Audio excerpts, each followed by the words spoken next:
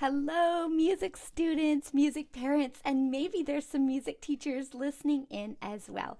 Today we are going to use Lego as well as hand signs to learn solfege, and we're going to get ready to learn music notation before we learn music notation. So this is something I love to do with students of all ages. So if you can you grab a handful of Lego?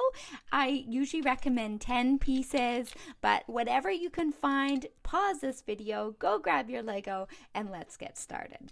So the first thing we're going to do is we're going to listen to patterns on the black keys. So I've got my group of 3 black keys here. Lots of my students start there first, so we'll just start on something you're familiar with. So the first pattern we might hear is something called standing still. You can try it with your body if you like too. Standing still.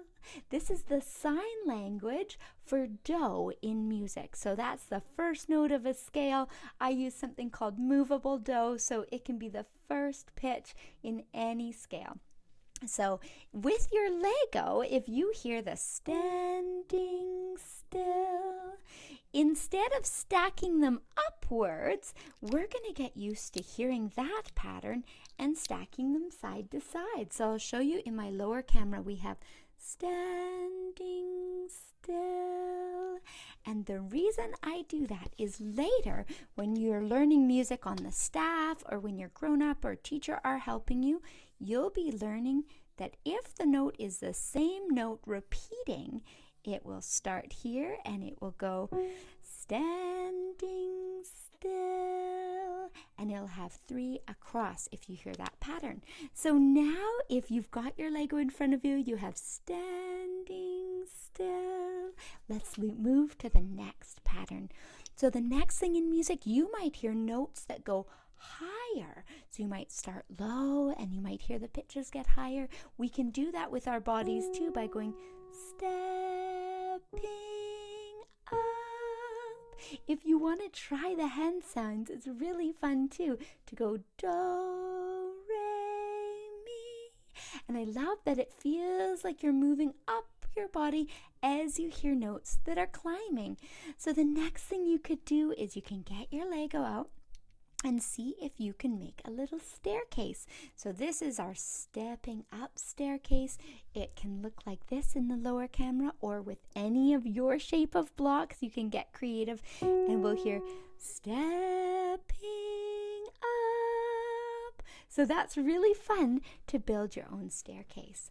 The next thing we could do is, maybe we could try stepping up and down. So if you were to close your eyes and hear stepping up and down, you might start to hear a staircase there.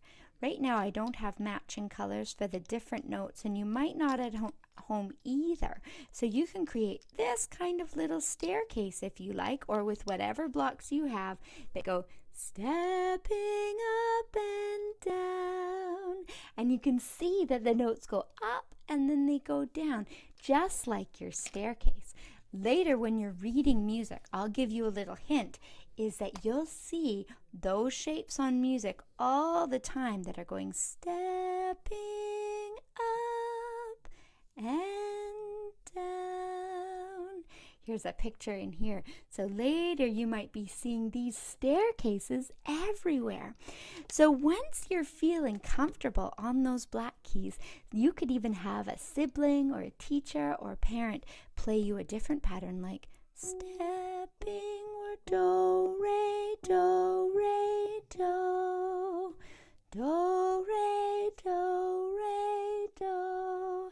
And you could see if you could make that pattern where you're going do, re, do, up and down. I didn't finish my pattern, but you get the idea. So the next thing we'll do is let's move that exercise to the white keys. So then we're going to go from C to D, but you can do it from anywhere. And we might even see if we can climb up low to even higher. So we're going to go do, re, mi, fa, sol. If you're new to solfege, you will try that again. So we'll go do, re, mi, fa, sol. So that is a fun way for your body to try it, and you can teach your grown-ups too if you're watching this before they are. And then let's get out some more blocks. So this one is a big long staircase. I have my little blocks here too. Well, I'll use my big blocks. So we have this, and we're going to make a big staircase this time that goes stepping up so high. So that's pretty fun to hear the notes go do, da, da. So you can hear how they're going up in pitch. So you can take turns with you maybe playing your teacher a pattern or your grown-up a pattern and them guessing and trying it to make it with Lego. If at first it doesn't come easy, that's okay. And some of you might even get a little distracted by Lego, and you might just start building a building or building a castle, and that's okay too, because some people find that if their hands are busy while they're listening, they actually listen better. So you can do what works for you. So I hope that you had fun using Lego to listen to patterns of music, and I can't wait to have another lesson soon. So thanks for joining me today. If you'd like to stay in the loop with my new videos, I celebrate each and every subscriber, so you can hit the subscribe button and you can let me know if you had any comments or any suggestions in the comment box. I'd also love to know, did you try it yourself? So thanks for joining me, and we'll see you next time.